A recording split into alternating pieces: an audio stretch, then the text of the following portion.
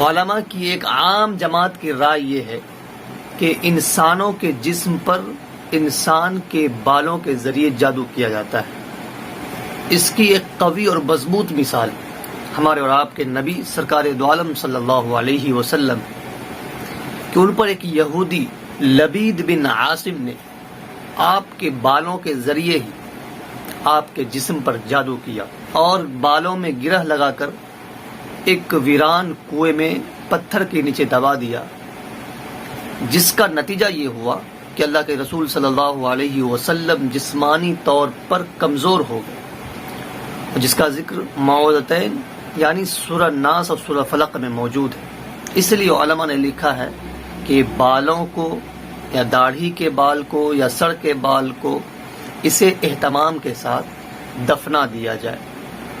ताकि इंसान इस बला से महफूज रह सके।